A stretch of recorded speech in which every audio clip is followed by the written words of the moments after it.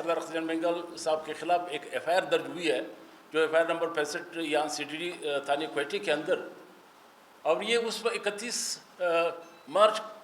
2025 کا F I R ہے، جو ہم لکھپاس کے اوپر اس وقت جو ہمارا راستہ گورنمنٹ نے روکا جب ہم لانگ مارچ کر رہے تھے، جب مارنگ بلوچ سمیت جو بلوچ یکجہتی کمیٹی کے جو قیادت کو گرفتار کیا گیا تھا غیر آئینی طریقے سے، اس کو نظر بند کیا گیا تھا، اس کے خلاف پارٹی نے ایک فیصلہ کیا کہ لانگ مارچ وٹ سے لے کے کوئٹہ تک آئے گا۔ لیکن وہ جب 28 تاریخ کو ہم لکھپاس پہنچے تو اس سے پہلے جو کوئٹہ سے جتنے بھی یہاں کے کوئٹہ کے عوام تھے، پارٹی کے ورکرز تھے، قیادت تھی، جو استقبال کے لیے آئے تھے، ان پہ فائرنگ کی گئی، اس پہ لاٹھی چارج کیا گیا، جس بے دردی سے اس کو وہاں ڈسپرس کرنے پہ اس کی گاڑیاں تباہ کی گئی، جلائی گئی، اور 200 کے قریب کارکنوں کو گرفتار کیا گیا۔ تو ہمارا راستہ جو ہے وہ جو اب لانگ مارچ پہ سردار اختر جان مینگل کے ساتھ تھے، اس کو لکھپاس کے قریب روک دیا گیا، اور پارٹی نے پھر مجبوراً راستے کا انتظار کرتے رہے اور وہاں پہ دھرنا دیا، جو وہاں پہ 20 دن تک جاری رہا اس مقام پہ۔ وہاں اس دوران ایک آل پارٹی کانفرنس بھی ہوا، تمام سیاسی جماعتوں نے جس طرح اظہار یکجہتی کے لیے وہاں پہ تشریف لائے، آل پارٹیز کانفرنس کے سوائے بھی بلوچستان بار کونسل نے پاکستان بھر کے جو الائنس ہے تحریک تحفظ، یعنی پاکستان کے سربراہ محمد خان اچگئی سمیت یہ جتنے بھی سربراہ تھے، تحریک انصاف کی قیادت جو تھا اور وحدت مسلمین کے سربراہ، وہ سب وہاں پہ آئے، اظہار یکجہتی کیا کر کے۔ اسی دوران یہ جو ایف آئی آر درج ہوئی ہے کہ سردار اختر جان مینگل صاحب نے وہاں پہ ایک انٹرویو دیا ہے، اور اس انٹرویو میں جس طرح انہوں نے doctor morning Baloch, Bigo Baloch سمیت یہ گزادی شاجی بلوچ جتنے بھی لوگ گرفتار تھے، ان کے حوالے سے انہوں نے باتیں کہیں، اور ان کی ذمہ داری وہ کہتے ہیں کہ سردار اختر جان مینگل صاحب نے ریاست پہ، حکومت پہ ڈالی، اور بلوچستان میں موجودہ جو صورتحال ہے وہ اس کی تمام ذمہ داری انہوں نے اس پہ ڈالی، اور ساتھ ہی ساتھ وہ سردار اختر مینگل صاحب نے جو خودکش حملہ وہاں پہ دھرنے پہ ہوا، کہتے ہیں اس کی ذمہ داری بھی انہوں نے ریاست اور حکومت پہ ڈالی۔ اس کے اوپر انہوں نے دہشت گردی کا مقدمہ سردار اختر جان مینگل صاحب کے خلاف درج کیا گیا۔ اب آپ اندازہ لگائے کہ ایک پارٹی کے سربراہ جو پرامن جمہوری قومی سیاست پہ یقین رکھتے ہیں، اور آج سنی اس کا والد صاحب سردار عطا اللہ خان مینگل صاحب، جس اس سرزمین کے لیے، اس صوبے کے لیے، بلکہ پاکستان کے تمام محکوم اقوام کے لیے اس کی ایک جدوجہد رہی ہے، قربانی رہی ہے، اس کا فرزند جو ایک پارٹی کا سربراہ ہے وہ اتنا بھی انٹرویو میں نہیں کہہ سکتا، اس پہ پابندی ہے کہ بلوچستان میں ہمارے بہنوں، ہمارے بچوں کے ساتھ جو ظلم ہو رہا ہے، ماورائے آئین، ماورائے قانون جو عمل ہو رہا ہے، اس کی مذمت کر سکے یا اس پہ احتجاج کر سکے۔ اور آپ خود بتائیں کہ آج تک جو خودکش حملہ ہمارے دھرنے پہ، بلوچستان پارٹی کے دھرنے پہ ہوا، آج تک اس کی ایف آئی آر نہیں ہوئی، یعنی سرکار کی طرف سے کسی نامعلوم کے خلاف ایف آئی آر درج نہیں ہوئی۔ الٹا ایف آئی آر جو ہے وہ پارٹی کے سربراہ اختر مینگل صاحب کے خلاف ہوا۔ یعنی اب اس ریاست کو پھر جب بات کی جاتی ہے، کہتے ہیں یا بلوچ جو ہے وہ اس ریاست کو نہیں مانتے، پشتون اس ریاست کو نہیں مانتے، فلاں محکوم اس ریاست کو نہیں مانتے۔ اب ریاست کا رویہ اب دیکھیے، اس حکومت کا رویہ دیکھیں کہ خودکش بھی اسی پہ ہو اور ایف آئی آر بھی ان کے خلاف۔ تو کل جب پرسوں رات کو یہ معلومات ہوئی، ہم کل اے ٹی سی کورٹ میں کل انہوں نے ہیئرنگ رکھی ہوئی تھی، ہم اس کے پاس گئے، ہماری لیگل ٹیم وہاں پہ گئے کہ ہم معلومات کر سکیں کہ 87 اور 88 کی کارروائی اس وقت کی جاتی ہے جب آپ نوٹس جاری کرتے ہیں، اخبارات میں اشتہار دیتے ہیں، اور کوئی بندہ جو ہے دانستہ طور پہ وہ مفرور ہو یا کورٹ آنے نہیں چاہتا ہو دانستہ طور پہ، تو پھر اس کے خلاف یہ 88 کی کارروائی کی جاتی ہے۔ یہ پروسیجر ہے قانونی۔ یہ وہ رپورٹ کیا ہے،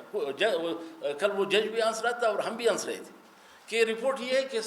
اختر مینگل صاحب کو ہم نے کئی جگہ پہ ڈھونڈا، وہ ہمیں دانستہ طور پہ وہ اپنے چھپا ہوا ہے، اور وہ کورٹ آنے سے خطرہ ہے، ہمیں ہمارے ساتھ کوئی تعاون کر رہا ہے۔ یہ جب جو یہ 31 مارچ کا ایف آئی آر ہے۔ اس کے بعد سردار اختر جان مینگل صاحب 2 دفعہ ہائی کورٹ آئے تھے۔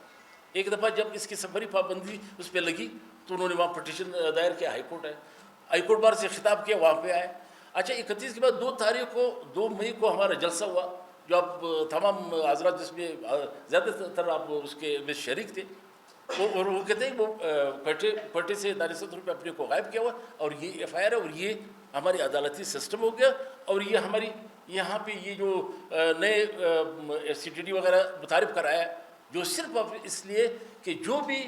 یہاں پہ اپنی سرزمین کے لیے، اپنے وسائل کے لیے، اپنے لوگوں کے لیے آواز بلند کریں گے، یہ ایک ادارہ موجود ہے جو سی ٹی ڈی کے نام سے ہے۔ اور سی ٹی ڈی وہ بدنام زمانہ کہ آج نہیں، یہ آپ دیکھے جا کے دیکھیں، گزشتہ دنوں بھی انہوں نے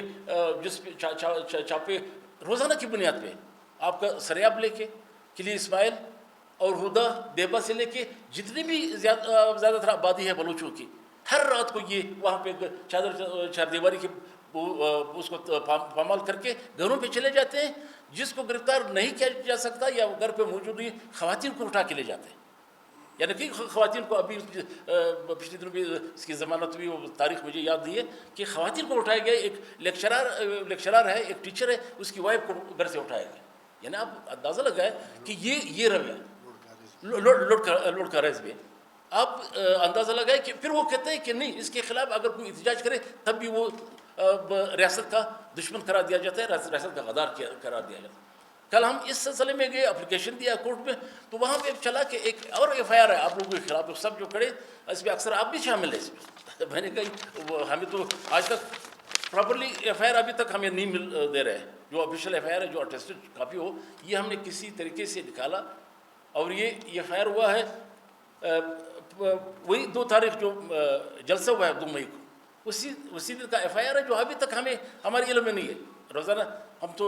عدالتوں میں پیش ہو رہے ہیں، ہائی کورٹ کے اندر موجود ہے، کچہری میں موجود ہے۔ ہمارے یہ جو ساتھی ہے، میرا غلام نبی بری صاحب ہے، اپنا آغا حسن صاحب ہے، یہ جو اس ایف آئی آر میں شامل ہے، ملک صاحب ہے، یہ ڈاکٹر علیہ کربار، یہ گزشتہ 1 مہینے سے مسلسل پروگرام ہو رہا ہے۔ یہ ہمارے 2 تاریخ کو جو جلسہ ہونے جا رہا ہے،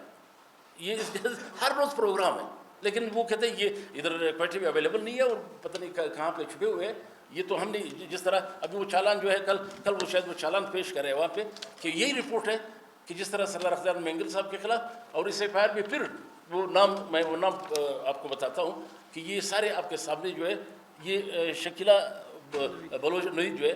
یہ خواتین کی سیکرٹری ہمارے مرکزی، روزانہ کی بنیادوں پہ یہ کوئٹے بھی اس کے پروگرام ہو رہے ہیں، روزانہ جو ہے۔ وہ کہتے ہیں شکیلہ دراری جو وہ بھی مفرور ہے، پتہ نہیں کہاں پہ غائب۔ آج ہم اس لیے سارے یہاں آپ کے سامنے، صرف سردار اخزان مینگل کے سوا آپ کے سامنے یہاں پہ موجود ہے، ثنا بلوچ جو ہے غائب ہے، یہ آپ کے سامنے موجود ہے۔ تو یہ میں نام لیتا ہوں کہ یہ بندے آپ خود اندازہ لگائیں کہ یہ کہاں پہ غائب ہو سکتے ہیں، جو روزانہ کے بنیاد پہ پروگرام کر رہے ہیں۔ اس میں یہ 2 مئی کو یہ ایف آئی آر ہوا ہے۔ اس میں کہتے ہیں کہ فیس بک کے چینل پہ بی این پی مینگل کے سربراہ سردار اختر مینگل مورخہ 2-5 پشاوری اسٹیڈیم کچی بیگ کوئٹہ میں پارٹی کے رہنماؤں ساجد ترین ایڈوکیٹ مقبول لیڑی تو ہم سب میں شریف آدمی جو مقبول لیڑی صاحب ہے، جو یہاں اس شعر کا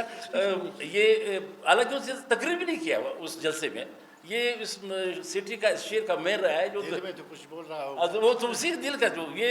اچھا، یہ بھی مقبول لیڑی صاحب ان کو نہیں مل رہا ہے۔ یہ مقبول لیڑی، ثنا بلوچ، ڈاکٹر علی احمد کمرانی، نصیر احمد شاوانی، ڈاکٹر علی احمد صاحب، یہ شکیلہ نوید دیوار، غلام نبی بری، آغا حسن بلوچ، رمضان بلوچ، اور مین جانزیب مینگل ہمارا اکلوتا جو ایم پی ہے، وہ بیچارہ پتہ نہیں مسلم، میں نے تو دیکھا بھی نہیں کہ کدھر بیٹھا تھا، نیچے اسٹیج پہ بھی پتہ نہیں آیا تھا یا نہیں آیا تھا۔ یہ سب جو ہے اچھا، اس کے ساتھ ہی ایم پی غزار اور دیگر مقررین، ماما قدیر بیچارہ جو ہے وہ بیمار ہے، اس نے تقریر بھی نہیں کیا، نرگس عرف حورین، اقرا بلوچ، وہ ڈاکٹر مارا کی بہن، وہ چھوٹی بہن جو ہے اس دن آئی تھی، بانک کے اندر تھی، اس نے 2-3 باتیں کہی۔ اقرا بلوچ، علامہ مقصود علی ڈومکی صاحب، وہ وحدت مسلمین کا جو صوبائی سربراہ ہے، وہ آئے تھے، اس نے تقریر کی وغیرہ نے اردو زبان میں تقریر کی، جس میں منظمہ نے ریاست پاکستان اور اس کے ریاستی اداروں کے خلاف تہذیب آمیز، دھمکی آمیز، نفرت انگیز لسانی بنیادوں بے بنیاد الزامات لگائے۔